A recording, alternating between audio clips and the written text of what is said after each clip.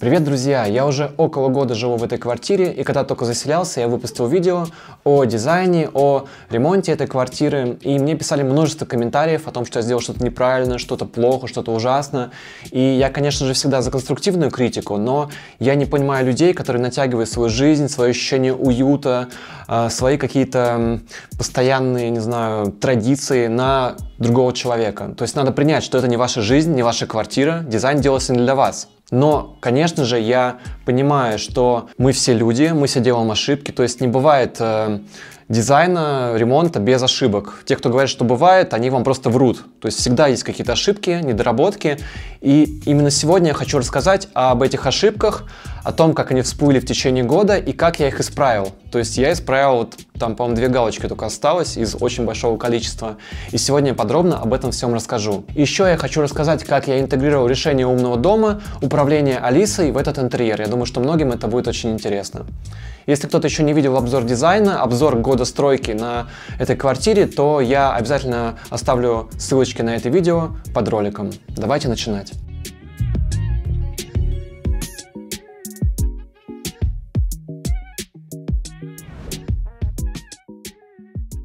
Давайте начнем обзор переделок с кухни. Первое, что меня раздражало, это открывание верхних ящиков без ручек. Снизу у меня есть ручки, сверху изначально их не было. То есть здесь идет профиль голого, то есть пальцы вот так легко заходят, открывают, и вроде как все прекрасно. Но когда мы закрываем, мы все равно касаемся пальцем, и здесь остаются грязные следы. Если вы что-то готовите, у вас там жирные пальцы, постоянно это все нужно оттирать. Даже сейчас есть небольшие пятна, я там не сильно все там натирал перед съемкой, но все равно их в разы меньше. То есть я купил в магазине Макмарт, это такой базовый магазин, где все, мне кажется, обычные кухончики закупаются, это не очень дорого. Вот такие ручки, подходящие по тону под нижние. Они, кстати, не идеально сочетаются, но вот в массе так, разницы не видно, довольно эстетично. И они очень легко вот так берешь, открываешь, и никаких вообще проблем, никаких пятен. Это просто бережет вам нервы. Еще один момент. Когда у вас нет ручек, то интуитивно непонятно, в какую сторону открывать. То есть вы представляете, да, отсюда открывать или отсюда открывать. К чему-то я быстро привык, что-то меня очень долго раздражало, но когда сейчас есть вот эти пуговки, то проблем вообще никаких нет. Я сразу знаю, куда открывать, за что браться и как это все легко работает. Вот минимализм минимализмом, но верхние ручки все-таки я, конечно, рекомендую. Чисто из практики. Изначально у меня был вот такой смеситель на кухне, это Amaikiri, очень классный смеситель, он сатинированный, такая шлифованная сталь, как вся в этой квартире. Есть смеситель для воды, есть кран для фильтрованной воды, у меня внизу фильтр, отсюда идет смешанная вода, отсюда идет фильтрованная вода, он классный, но есть один минус, он вот так двигается только так и не вынимается, то есть вода идет только вниз. Я заменил его на другой смеситель от Amaikiri. Точно такой же металл сатинированный, то есть по стилю ничего не изменилось. Даже вот этот белый шланг очень хорошо вписался в мой такой спокойный природный дизайн. Но здесь есть самый крутой плюс, он вот так вынимается и можно замывать любой угол мойки. Это просто решает все мои вопросы. То есть мойку можно целиком мыть, она вся будет мокрая и никаких не будет проблем. Вот надо было, конечно, сразу его брать, ну я почему-то вот упустил этот момент. Вот также есть и фильтр, и вода. Ну, короче, вот решение с вынимающимся шлангом, это прям вот всем рекомендую.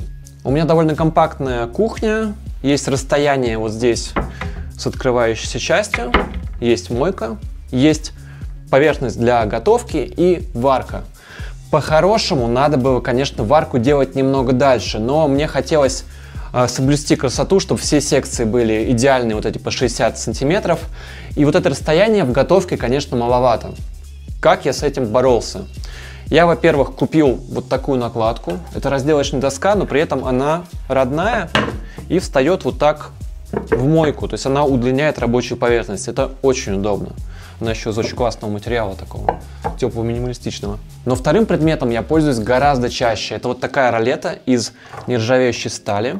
Я постоянно ей пользуюсь. То есть вот когда вы моете какие-то овощи, вот они здесь кладутся, моются, нарезаются, чистятся, вот так ты получаешь полмойки. То есть здесь что-то лежит, здесь моется. Это на самом деле настолько утилитарная вещь, я реально постоянно ей пользуюсь. Я вот вообще не вру. Вот. И все стекает, то есть нет воды, все смывается. Вот такую вещь я, конечно, всем рекомендую. Она стоит там совсем недорого. Мою я ее в посудомоечной машине, то есть кладешь, моешь и все, и никаких проблем.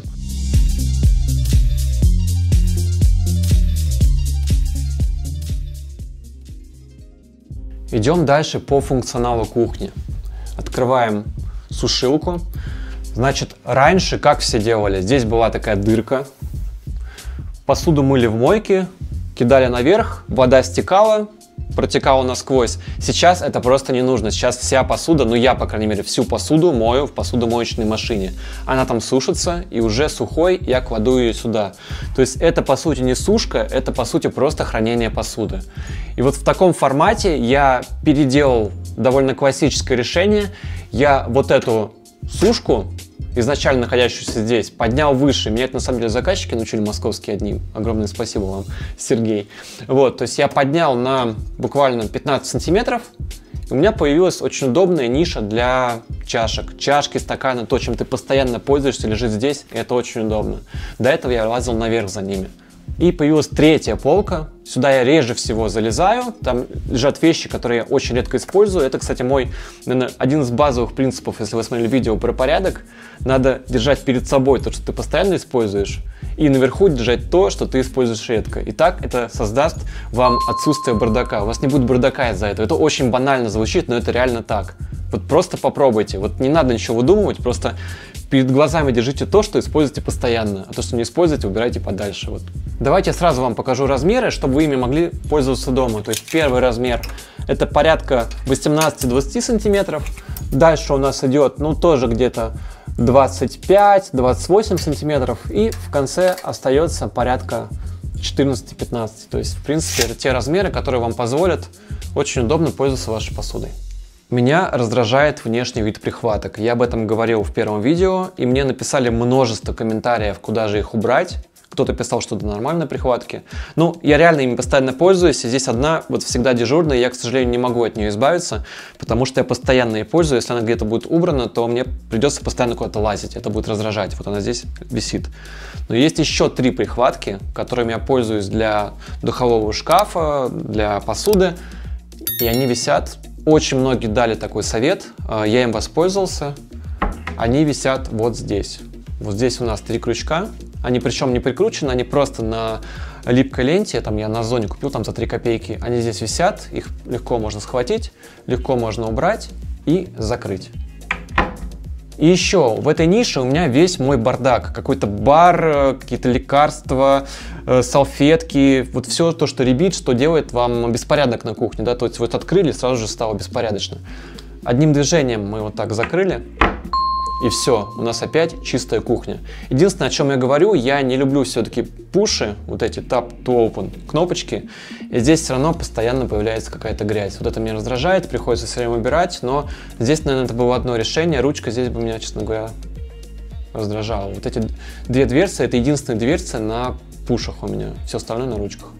Теперь пару слов по поводу умных решений. На кухне их совсем мало, все умное будет чуть позже.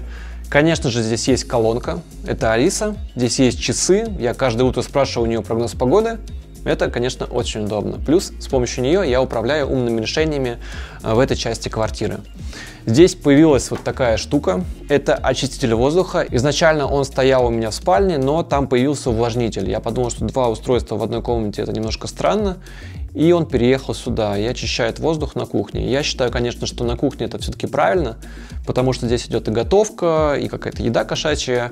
Вот, пусть воздух очищается. Вот там фильтра хватает примерно на год. У меня там осталось еще где-то 150 дней, потом буду менять. Она работает по расписанию, эта история. То есть она включается, когда я ухожу на работу, и выключается уже ближе к вечеру. То есть весь день она работает, но при этом мне шум не мешает, когда меня нет дома. В выходные я иногда включаю, иногда выключаю, то есть не принципиально. Еще у меня есть вот такое винтажное кресло от Ikea, винтажное, потому что ему 20 лет. И я купил его на Авито, перетянул, потому что оно сразу же проткнулось. И многие писали, а зачем тебе вообще это кресло, что это за бред вообще, кому оно нужно? Друзья, вот одно дело ваши домыслы, а другое дело практика. И каждый раз, каждый гость, я постоянно, все, кто находится в этой квартире, постоянно в нем залипают. Это очень залипательное место. ты здесь постоянно лежишь, к тебе приходит кот, ты здесь отдыхаешь, ты здесь общаешься, если кто-то еще есть. Это вот нереально удобное место.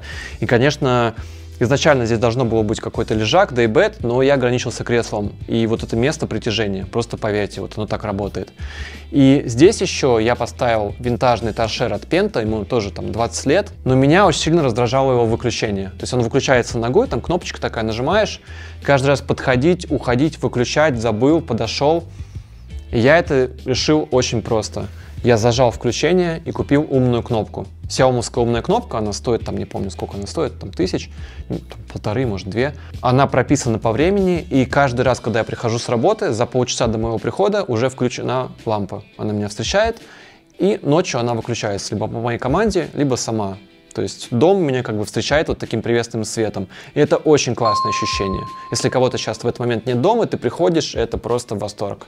Дом тебя как будто бы обнимает и встречает. Я всегда говорю, что ненавижу салфетки, они всегда портят любой кадр, любую съемку, мы всегда их убираем. Но сегодня же я показываю жизнь, да, все как на самом деле. И у меня все-таки лежат вот такие циновки, я не знаю, как это правильно называется.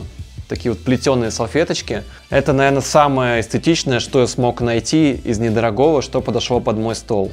Потому что иначе мне просто очень жалко вот этот натуральный шпон дуба. Он красивый, дорогой, и мне просто его реально жалко пачкать каким-то маслом, там, не знаю, что-то пролил. Салфетки в этом смысле выручают. И вот они подобраны максимально по тону. И мне кажется, что все-таки они какие-то такие немножко джапанди и, ну, не сильно выбиваются. То есть все остальное, наверное, смотрелось странно. С этими вроде как еще неплохо. Ну, не знаете, можете написать. Может, вы мне еще какие-то другие салфетки посоветуете. Напишите, пожалуйста, в комментариях. Ну и вообще, в принципе, если вы что-то видите, что можно еще докрутить в этой квартире, я всегда рад любым советам. Я ими пользуюсь, я все читаю, на все отвечаю. И, может быть, я сниму еще одно видео.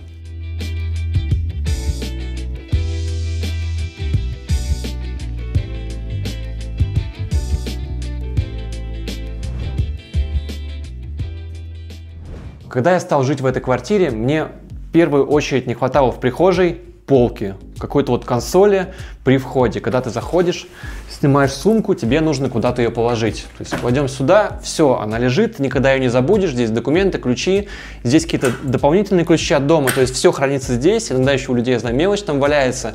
То есть это все спрятано вот за этим бортиком, ничего не вывалится, ничего не упадет. И это, конечно, всем нужно иметь. Если у вас плоская полка, то поставьте на нее какую-то тарелку или поднос, чтобы не было бардака. Здесь у меня роль подноса выполняет вот этот бортик. Предмет интересный, это натуральный массив дуба, он в таком джапанди стиле, с вот такими интересными круглыми закладными. И полочка на самом деле не намертво прикручена, она снимается, она на двухстороннем скотче. Просто если бы она не была закреплена, она бы болталась и могла упасть случайно вам на голову или на ногу. А так она закреплена, но в случае необходимости ее можно с этого скотча оторвать, почистить, помыть там и так далее, то есть обслуживать. Она на удобной высоте, то есть вот садясь на банкетку, ты не бьешься головой, там спиной не сильно задеваешь, то есть в принципе очень удобно. Но это я все просчитывал, примерял и потом размечал. Полку я повесил на высоте 1,10 метра. Единственное, чего мне не хватает, вот две мысли на будущее. Во-первых, мне бы хотелось все-таки здесь повесить либо картину, либо поставить какую-то вазу с цветком. Но это бы как-то все это облагородило, мне кажется. Ну и второе, вот эта стена, она в штукатурке, но она все равно пачкается. То есть я еще не пытался даже ее отмывать, я думаю, что она отмоется. Но в принципе, если бы здесь была, например, панель, либо мягкая, либо МДФ, либо что-то такое, то эта стена, конечно, бы не пачкалась вообще. То есть мы полностью избавились от этой заботы. Вот об этом я подумаю в будущем. Банкетка, я напомню, это Мусташ, парижский бренд, такой очень крутой, интересный. Сейчас очень много реплик китайских. Это оригинал. Но в жизни, конечно, как и все дорогое и такое и очень высокомодное, она, конечно, не особо практичная. Во-первых, к ней очень сильно прилипает пыль. То есть ее нужно вот очень хорошо протирать. Я сейчас вот не занимался этим. Вот. На самом деле она оттирается легко, но этим нужно постоянно заниматься. Во-вторых, кот точил об нее ногти несколько раз. Я ее пресекал это на корню, но небольшие зацепки остались. Хотя эту штуку вроде можно перетянуть, но я, конечно же, не буду этим заниматься. Ну и в-третьих, чего мне реально не хватает, то есть банкетка крутая, она задает стиль, она реально очень стильная, но в плане именно практики мне не хватает обувницы. Это 100%. Если бы здесь было две полки обуви, даже открытых, это было бы гораздо удобнее. То есть сейчас обувь просто стоит на мраморном полу, то есть остальную обувь я убираю в шкаф. То есть, а так было бы гораздо практичнее, если бы было 2 ряда обуви, не нужно было все убирать в шкаф постоянно и ей пользоваться. Это бы, конечно, было удобно. Закрывать, не закрывать, это уже другой вопрос, но мне кажется, что банкетка должна быть более функциональной. Сейчас она чисто про эстетику. И еще пару слов по поводу картины. Мне не нужен этот совет, но вам он, возможно, пригодится. У меня за этой картиной находится электрощит. Электрощит обычный и щит слаботочки, то есть там спрятаны все блоки питания от диодных лент. Вот если бы здесь был еще и счетчик, и мне нужно было постоянно туда лазить, то я бы просто запарился снимать и надевать эту картину. Сейчас она просто у меня на 2 гвоздиках висит, но туда я вообще никогда не забираюсь. И если у вас, например, там электросчетчики, то обязательно продумайте какие-то элементы поворотные, чтобы картина жестко крепилась и легко открывалась. В противном случае вы будете мучиться каждый раз снимать, надевать, она будет падать там и так далее. Вот это такой маленький нюанс, но если у вас счетчики там, то подумайте о нем.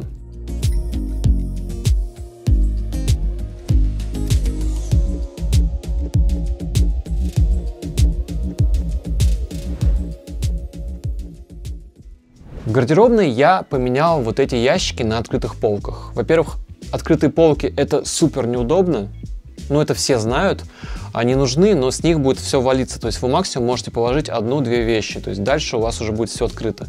Если вы делаете открытые полки именно использовать как открытые полки, тогда делайте их с очень частым шагом, то есть они должны быть в 2 раза короче, иначе они просто будут наполовину пустовать. Чтобы они не пустовали, используйте хранение. Вот изначально у меня было вот такое хранение, прозрачные контейнеры, но так как в гардеробе и так много пестрых вещей, то есть такой жесткий визуальный шум, да, то есть бардак просто, то еще и вот такой ящик с разноцветными носками, трусами. Представляете, как это ужасно выглядело. Я заменил вот на такие контейнеры. Купил их на Озоне, там буквально недорого. Единственное, что именно в мой размер подобралось только вот так. То есть из разных коллекций получилось подобрать в одном тоне, но разными по фактурам. Мне это не очень нравится, но это, к сожалению, безвыходная ситуация, потому что изначально я был ограничен габаритами комнаты и проектировал все-таки этот шкаф не под ящики, да, а под гардероб. Но здесь вот удобно, то есть здесь я наклеил такие наклеечки, то есть можно подписать, я в принципе так помню, там здесь там трусы, здесь носки, здесь штаны и так далее. Вот, но если у вас много вещей, если вы путаетесь, то наклейте и подпишите, и никогда не запутайтесь, это очень классно. И у вас никогда ничего не будет вываливаться, то есть вот достаете и пользуйтесь, прямо классно.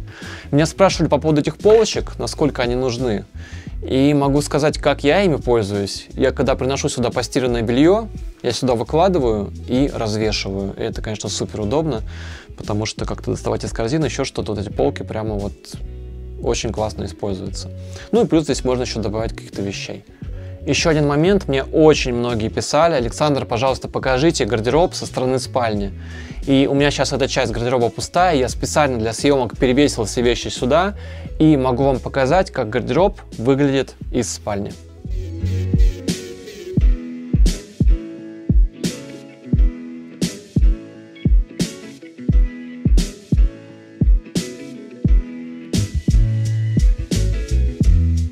Когда я стал жить в этой квартире, то начал сталкиваться с проблемой, что когда ложишься спать, надо куда-то положить верхнюю одежду. Можно, конечно, каждый раз ходить в гардеробную и убирать ее, но по привычке на старой квартире у меня было кресло. И это было супер удобно. То есть не надо там устраивать какой-то склад, но вот на ночь положить футболку или там джинсы, пуф, это просто незаменимая вещь. Вот просто классная. Конечно же, можно его заменить на вешалку. Есть такие специальные маленькие вешалочки. Это тоже очень удобно, эстетично. Но я выбрал для себя пуф. Не знаю, он классный, мягкий, очень легкий. И на нем можно сидеть. Поэтому это вещь, которая обязательно нужна. Еще один аналог для пуфа, если у вас большая спальня, это банкетка в изножье кровати. Это тоже очень классно, но у меня, к сожалению, проход и так очень узкий, поэтому здесь ее разместить не было возможности. Я ограничился вот такой мягкой банкеточкой. Рядом с кроватью стоит прекрасная прикроватная тумба Тепло Концепт, и в ней есть такая многофункциональная ниша, то есть ее можно использовать совершенно по-разному. То есть там можно хранить большие книги, можно туда вещи класть, все что угодно. У меня это место занял увлажнитель. Сейчас лето, сейчас не работают радиаторы, воздух не сушится, то есть воздух в Питере и так довольно влажный, и я увлажнителем не пользуюсь. Но зимой, когда врубается батарея и вот этот ужасный сухой воздух, у меня начинают лопаться сосуды, это прямо ужасное ощущение, там, по-моему, 5-10% влажности показывает. И я поставил сюда xiaomi-ский увлажнитель, включается в розетку и дает мне приятный увлажненный воздух. Он подключен к умному дому и работает по расписанию. Это очень удобно, потому что ночью, например, он мне не нужен, ночью я хочу спать в тишине, а днем, когда меня нет, он работает на увлажнение воздуха.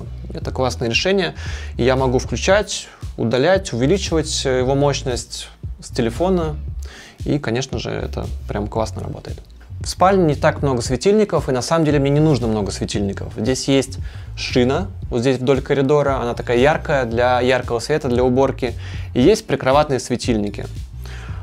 Есть выключатель у кровати с обоих сторон, и он переключается еще при входе, то есть с 3 точек мы можем включать центральный свет.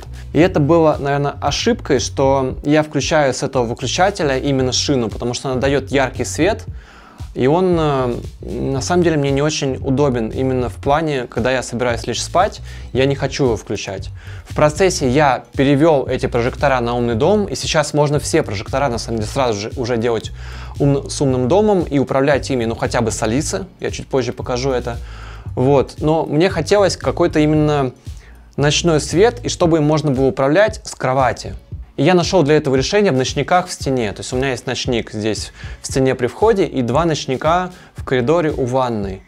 Вот туда я воткнул светильники от Xiaomi. Во-первых, они дали мне самый низкий свет, а мне нужен был просто минимальный свет. То есть там регулировка идет от 1 до 100%, и я реально включаю на 1%. И вот это единственный вариант, который мне подходит по яркости. Потому что до этого я пытался какие-то самые слабые лампы купить, вставлять им шторки, тонировать, это все давало не то. И вот 1% яркости дает мне классный свет, и я могу им управлять голосом, я могу включать ночной свет, типа Алиса, включи ночной свет в коридоре. И во-вторых, я могу включать его по времени. То есть, например, ночной свет вот здесь в спальне у меня работает с 7 вечера до 11 вечера, потому что позже он мне не нужен, ночью он меня раздражает, я хочу полную темноту в спальне. А светильники у ванной работают всю ночь, чтобы я мог ночью пойти и дойти до ванны. То есть они дают уже свет и работают с 7 вечера до 7 утра, примерно так. Еще по поводу ночного света. Когда я шел спать, я вырубал весь свет, но сначала я включал прикроватный светильник, чтобы давать такой легкий свет, который я потом легко смогу выключить. То есть ночничка мне на самом деле не хватало. То есть горит и горит, но хотелось света именно здесь. Как решил этот вопрос? Потому что раздражал каждый раз подходить, включать, выключать, тянуться и так далее. Теперь это очень просто решается. Я купил прикроватный светильник, и теперь можно просто сказать: Алиса, включи прикроватный светильник. И все. То есть у нас светит свет, и не нужно никуда там залезать и так далее. И, наверное, самое крутое решение, которое у меня связано с Алисой, я поменял привод электроштор, чтобы он с ней работал. И это просто нереально круто. То есть я просыпаюсь, говорю: Алиса, открой шторы, они раскрываются. Вечером они у меня закрываются по расписанию. Утром они также уже в 11 всегда открыты, чтобы я не проспал, не дай бог. То есть Александр после 11 спать вообще не надо. То есть они всегда будут открыты. И еще, когда они вечером закрываются, у меня сразу же загорается светильник. То есть шторы закрыты, а в комнате светло. И это тоже очень классно, это создает прям нереальный уют. То есть вот я каждый раз пока еще радуюсь. Я не знаю, я живу с этим, наверное, там несколько месяцев, но меня каждый раз этот момент радует. Еще один момент. У меня есть управляемая розетка в кабинете. Там горит ночной светильник. У меня на кухне есть торшер, у меня есть ночные светильнички. У меня есть прикроватная лампа, у меня есть электронные шторы. Вот чтобы все это закрыть, нужно как дурак ходить по всей квартире, говорить: Алиса, закрой это, Алиса, выключи это.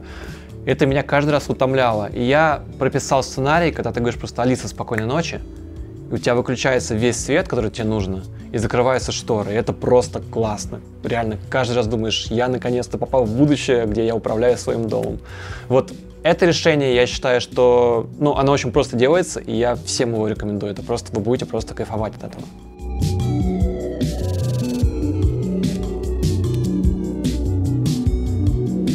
Мне очень нравится функция, когда можно закрыть шторы не полностью, а на какой-то процент. Например, сказать: Алиса, закрой шторы на 50%. И она закроет шторы не полностью, а только наполовину. Это прям вот классно. А главный свет управляется следующим образом. То есть говоришь: Алиса, включи трек в спальне. Если она не включит какую-то музыку, такое тоже иногда случается, то она включает трек вот этот. Еще можно попросить убавить яркость и сказать: Алиса, убавь яркость трека в спальне до 1%. И становится вот чуть-чуть темно, этого сейчас не видно, если была бы полная темнота, то вы бы увидели. И также можно прибавлять: Алиса, включи трек в спальне на полную яркость. И яркость изменится.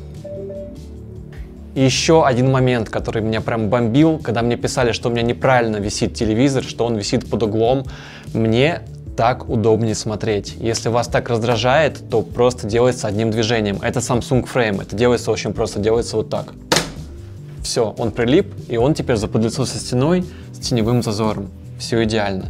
Еще у меня есть интересная такая история, которая создает атмосферу в спальне. Это устройство встроено в изголовье кровати. У меня на самом деле все очень многофункционально. Вот это изголовье тоже можно использовать совершенно по-разному. И включается такой прибор. Дальше ты говоришь: Алиса, закрой шторы. У нас в спальне наступает полная темнота.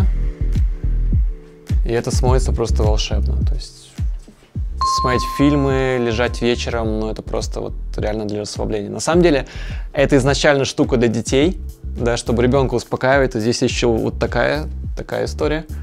Вы можете погружаться в детство, и находясь в детстве, можно менять цвета, менять настроение. И, конечно, это прям классно. Те самые ночники, о которых я рассказывал в спальне, они включаются командой: Алиса, включи ночники в коридоре.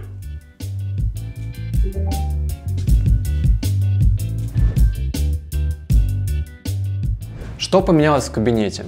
Это, по сути, гостевая комната. Здесь часто гостит моя дочка, и ей было очень некомфортно, потому что на окнах были только шторы и римская, даже не римская, рулонная штора, которая закрывала окно. И постоянно нужно было ее опускать, поднимать, и это было просто некомфортно. Даже когда я здесь был один и там занимался утром зарядкой или шел в ванну, и дверь была открыта, это было просто неуютно, потому что у нас есть окна соседей, и все открыто. Каждый раз закрывать рулонку, это просто запаришься. Поэтому я добавил еще один ряд карниза и повесил тюль. И здесь стало в 100 раз уютнее, на самом деле надо было сразу это сделать.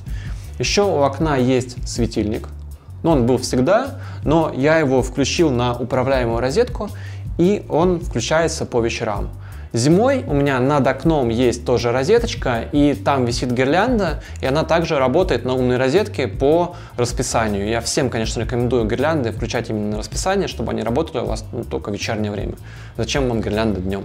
Между диваном и платяным шкафом у меня находится база робота-пылесоса. Здесь он базируется и работает по расписанию. То есть 3 раза в неделю в определенный час он включается и ездит по квартире, пугает моего кота. В принципе, многие к нему относятся скептически, но на самом деле поддерживать порядок он умеет. То есть он не заменяет вам обычную влажную уборку, пылесос, но если вы сделали прям клининг, то после этого, часто запуская его, вы будете поддерживать довольно хороший порядок.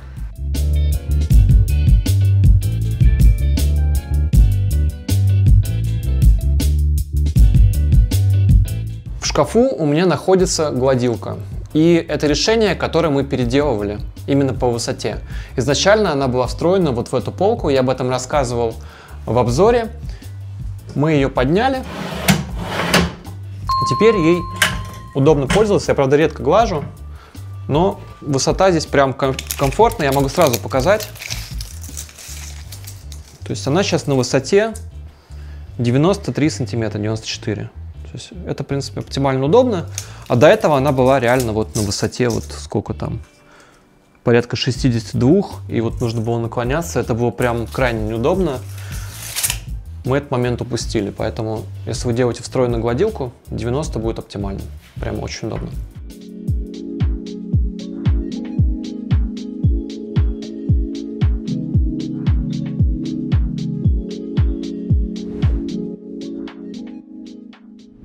Мы находимся в ванной. В ванной есть спорный момент, который я до сих пор не решил, правильно я сделал или неправильно. Я в ванной не сделал теплый пол. Я жил в предыдущей квартире 5 лет без теплого пола и ни разу об этом не жалел. Здесь я также его не сделал. И пару раз было, когда у меня было очень там мокро на полу, я думал, если бы я сделал, было бы прикольно, было бы теплее. Но, в принципе, я это решал, просто включив теплую стену, и все моментально высыхало. Вот как вы считаете, теплый пол в ванной нужен или это какая-то ненужная история? То есть я его вот вообще не закладывал. От первоначальной идеи разместить туалет кота на кухне я отказался, естественно отказался, и меня просто за это, не знаю, столько хейта было вообще. Кот на кухне, грязь, как ужасно. Естественно, туалет переехал в ванну, где есть хорошая вентиляция, где есть замкнутое помещение. Вот, я его повернул лицом к стене, чтобы если оттуда что-то летело, то летело на стену. По цвету он очень хорошо здесь садится, он ничего визуально не портит. Единственный момент, конечно, если бы он был чуть-чуть пониже или мойка была бы повыше, то он бы еще идеально спрятался под вот тумбу умывальника. Это было бы вообще классно. Но, в принципе, здесь ванна получилась довольно просторная, и он мне никак не мешает. Сейчас в ванной горит яркий верхний свет, но я его практически никогда не включаю. Я его включаю, если нужно сделать уборку. Вот это, наверное, единственный сценарий, в котором он мне нужен. В остальное время я использую два светильника. Либо вот эту подсветку в нише, либо подсветка, которая включается внутри, вокруг зеркала. Все, этого мне достаточно. Но я очень люблю такой приглушенный свет. Если я, например, лежу вечером в ванной, и мне хочется, чтобы света было совсем чуть-чуть, чтобы было прямо такие сумерки. Если полностью выключить, естественно, будет прям темно. И как я это решил? Я просто перевел ленту на умный дом и подключил его к Алисе. И теперь я просто могу попросить Алису: Алиса, сделай подсветку в ванной на 50%. И яркость убавится. То есть так можно убавлять до единицы и сделать комфортный свет. При этом не нужно вставать, не нужно что-то включать. При этом, когда ты выключаешь надолго свет, он не сбрасывается, потому что это блок с памятью. В общем, это очень удобная история. И, конечно же, она нужна там, где нам не нужно вставать, что-то трогать, выключать и так далее. Вот в этих решениях это очень удобно. Я ненавижу датчики движения, вот это все махание руками, чтобы они включились. А управление голосом, оно, конечно, очень удобное. Единственное, конечно, раздражает, когда много всего нужно включать и выключать. И для этого используется сценарий, когда много устройств комбинируется в одну команду. Это тоже все очень легко сейчас делается, и этому научиться может, мне кажется, любой. Поэтому обязательно пользуйтесь, это упростит вашу жизнь. Ну и последний момент, который меня до сих пор беспокоит, я рассказывал о нем в обзоре моей ванной. Это крючок здесь, потому что когда я моюсь в ванной, принимаю душ, мне нужно полотенце, и мне приходится высовываться из ванны и тянуться до крючков на теплой стене и доставать полотенце. Конечно, здесь нужна какая-то полочка, какие-то крючки или что-то, чтобы полотенце висело именно здесь. Это было бы гораздо удобнее. Я еще пока не решил, как я именно это сделаю, но это обязательно нужно сделать. Друзья, я поделился с вами всеми проблемами, которые здесь всплыли в течение года. Я практически все их решил. Во всем остальном меня все полностью устраивает, я просто наслаждаюсь жизнью в этой квартире. Если вдруг вы видите еще что-то, что можно поправить, улучшить, доделать, докрутить, то обязательно напишите в комментариях, и я обязательно это прочитаю, обсужу с вами и, возможно, буду это использовать. Я очень надеюсь, что какие-то решения вам пригодятся. Если вы их использовали, то обязательно напишите в комментариях. Мне всегда очень приятно, когда мои видео помогают вам делать вашу жизнь лучше. Не забываем, что я дизайнер интерьера, что у меня есть своя дизайн-студия. Переходите по ссылочкам во все наши социальные сети, нашей дизайн-студии. Там очень много всего для вашего вдохновения. Там самые последние наши работы, интересные рассказы с выставок, много-много всего. И, конечно же, подписывайтесь на этот канал, чтобы не пропустить новые видео. Ну и поддержка видоса лайком. До скорых встреч, друзья. Пока-пока.